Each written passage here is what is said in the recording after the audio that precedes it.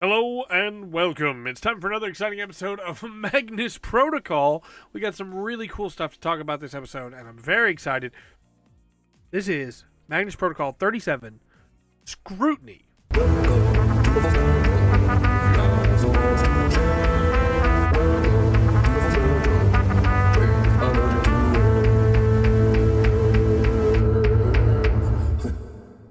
Our case number is CATXXXXXXXXXXXXXXXXX. Error, unknown source. So this is another Sam episode, and it's a very good one. So first off, right off the bat, I'm moving the mic a lot. I'm excited. I'm trying to force myself to calm down a little bit.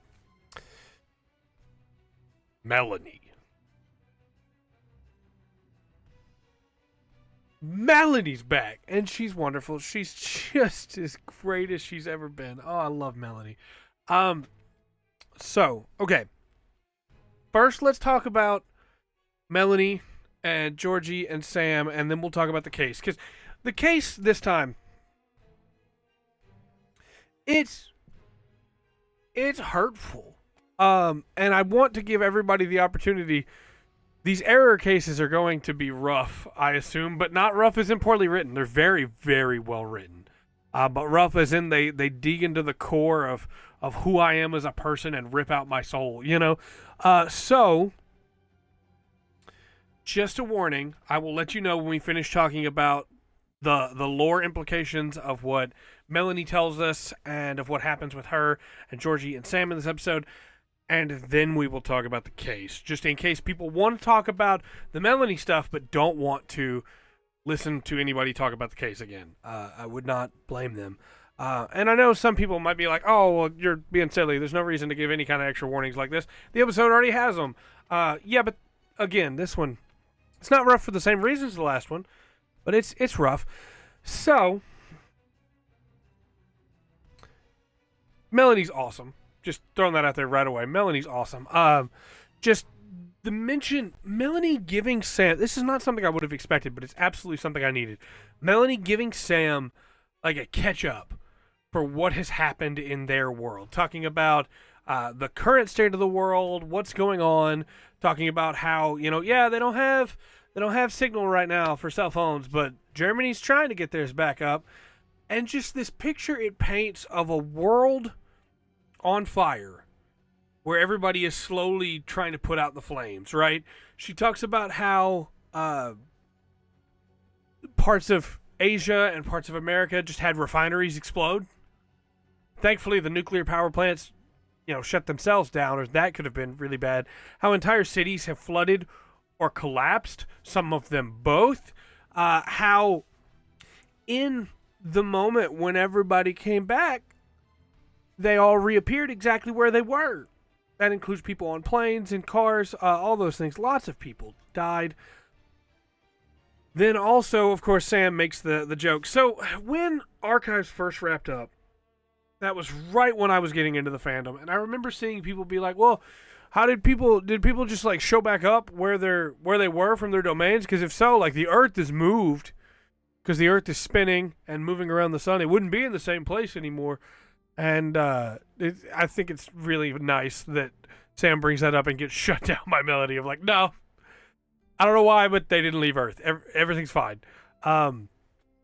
It's a far more horrifying premise in my mind, the fact that for some reason they were not able to leave Earth in that process. But either way, obviously that's a huge problem. Lots of people are going to die. And then in the aftermath, people remembered. People that were in domains remembered who was running their domains. And they went for vengeance. And unfortunately, a lot of the people that were jailers for the domains were politicians, CEOs, managers, cops, people that were used to having authority, right? Which I think makes perfect sense based on what we knew about who the jailers in the different domains were.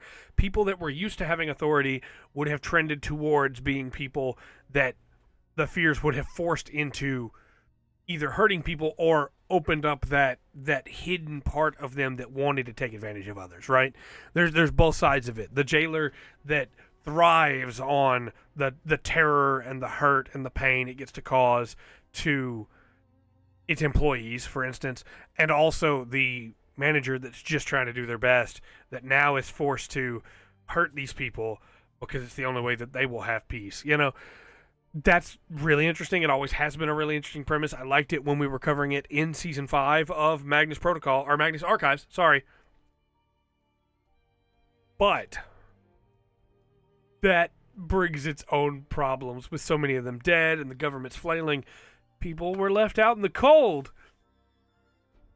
And they were left out in the cold with a hatred for a certain posh British man, which of course is Elias, which of course is Jonah Magnus. And so I assume that the UK did not get a lot of help. Specifically London probably did not get a lot of help. They call it the incursion, the London incursion. And then when the tower gets broken down, they call it Tower Fall, which I think is really fun. That's nice. But everything about this world post-Fears, and not even post-Fears, post the apocalypse, right? Everything about it is so interesting. The fact that there are still pockets of like fear pollution remaining, fear radiation, right, in the form of the zones, and how people have taken it upon themselves to try and defend the zones, because what else can they do? People will come together in a crisis, and some to take advantage of others, but others to just try and survive, And I think it's really cool. We also have a really fun part here where Sam starts telling her about the archives, and Melanie tells him about the archives in their world, and they get a back and forth about that, and that's really fun. And Sam is shocked. There's no alchemy involved, as far as we know, in the archives world. Also, when Sam is like, hey, if it's after me, it might be after the other version of me, because I've met Basira and Gertrude, and Melanie's talked about them. And then they reveal that the first thing they did was look for their version of Sam. They couldn't find him, but Sam is then like, hey, we should find Alice. And Georgie's like, who's that? And Melanie's like, well, it's his better half, I believe, or his other half. She calls Georgie her better half, which I think that's very cute. That's very wonderful. Either way, in the middle of all this discussion, Melanie hears a sound she never wanted to hear again, finds the tape recorder, and breaks it. And we're set up for some really interesting stuff with the three of them. I really hope Basira comes back. That would be really cool. But now, as interesting as the world is, as interesting as all this is, we got to talk about this case. So if you're somebody that does not want to deal with hearing about this case again, we're going to cover this case. So just be aware. That's starting now. We got to talk about this case, man. The implications alone are incredible. But also, this is depressing. This person deserved better, right? Without digging into too much of my own personal drama and stuff, like, I'm the oldest among all of my siblings and most of my cousins, all of my direct first cousins, right? Anything past that, I'm not the oldest anymore. But it was very easy at times to feel like I was overlooked because all the younger cousins are there, or if something went wrong, if they made a mistake, it was my fault. I was the oldest. I was supposed to make sure that didn't happen. Obviously, what I had pressure-wise was nothing compared to what Ash Pines had pressure-wise. And I'm trying not to just get philosophical here, but this is why we gotta like respect people, right? We gotta pay attention to people. We gotta make sure people know they're seen and know they matter. Because this just made me sad. Like, deeply, deeply sad. So, the archivist, now no longer all in caps in the transcript, which is very interesting. I think I mentioned that last week as well. Still interesting. Or not last week, but last Sam episode. The archivist flows through like mustard gas, exploring and formless, coalescing into a specter we recognize, which is, of course, the archivist as we've come to know them. Ash Pines begs to be seen. And this opens up something I briefly touched on when we first had Sam in this world. But what about the people that were in a domain that didn't want to leave? What about the people that it affected them so deeply that they can't go back to living like they did before? And Ash Pines is one of those people. Most likely, it would have been, somebody that preferred to be alone because they felt alone, never felt seen. Maybe a mix between lonely and I, kind of like what Martin's domain was. But I don't think this is the same domain, right? Martin's domain, he didn't even know who the other people in the domain were because they couldn't be perceived. But here, Ash Pines is actively perceived. It is definitely an I domain, but it was maybe a little bit of mix, because even though Ash Pines is perceived, nobody sees her. Abuse on every side. Pain never seen by anybody. People laugh at her. Her teachers ignore her, and she desperately doesn't want to be ignored. She believes she's a no one and invisible, but she wants to be seen. But being seen, being perceived, means that she's done something wrong because people are laughing at her, or because her parents hate her, or because something has gone wrong, and it must be her fault. Because who else's fault could it be? It must be hers. Oh, man. That's so many people are like that, and it's not your fault. It's really not. It's not. You don't need to feel like, it's your fault that you can't concentrate, or it's your fault that things aren't going right, or it's your fault that you've messed up again. There are so many extenuating factors for every single decision that every single person makes that if you really stop and think about it, your mind will explode with just how many possibilities for every single thing there are, which means when you mess up, when you make a silly mistake and knock something over or fall down a flight of stairs or trip, why would you beat yourself up for that? There were a million decisions that went into getting to that moment. But I've been there, I feel so bad for this. This one hurt me. Like, the last one made me like feel bad because this person deserved better. But this one, I want to go to war for this person. Ash Pines deserved better. All her life. And I think the most telling moment in here, the one that hurts the most for me, she sees the frog on the table. She identifies with the frog. And her first response, having identified with the frog, is not to release the frog. It's not to argue for the frog's freedom. It's to stab the frog. Because she puts all of that self-loathing into the frog and takes it out on it. But it doesn't make the pain stop.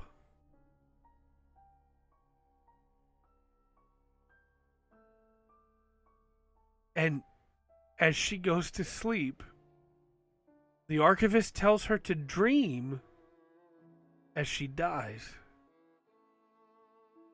The archivist, almost sympathetic in a weird way.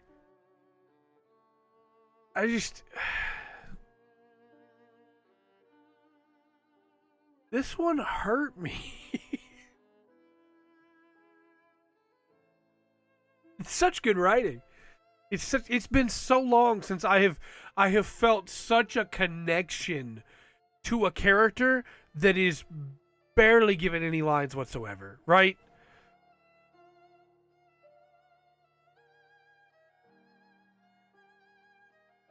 It hurts. But also, of course, there would be people that would be desperate to return to their domains, that now have to go back to a life in a world that is falling apart, surrounded by people that they cannot trust because they know some of them helped to hurt other people, and at least when they were in that domain, life made sense in its weird, twisted way. This one thing was all that mattered, and now that they're back out of it again, everything matters, and they can't keep up with it. Of course there would be people like that. And those people deserve better than what Jonah Magnus put them through. That's pretty much all I got for this one. It's a great episode. it's a wonderful episode. Yeah, I'm sorry. Look, I don't normally get like super emotional like this. Normally I'm just the happy, excited guy, but this one hurt me. And that just tells me that they're doing something right with the writing, right? Alexander J. Newell and Jonathan Sims just knocking it out of the park, and the voice acting was incredible. Also, just it's so good to have Melanie back. My mic is falling off.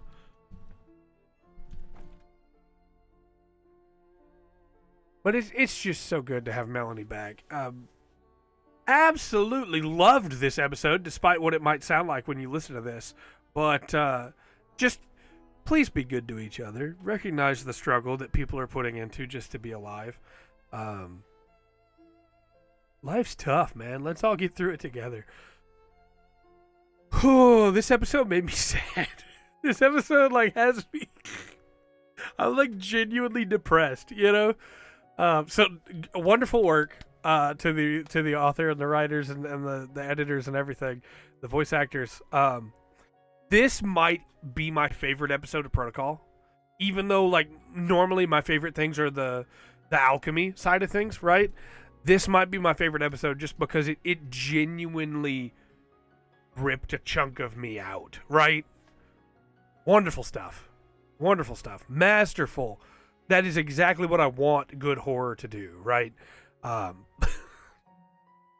Keep hurting me?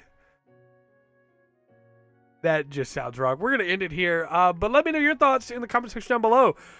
Did you think this wasn't really that big a video? If so, maybe you should pay attention to your common man more.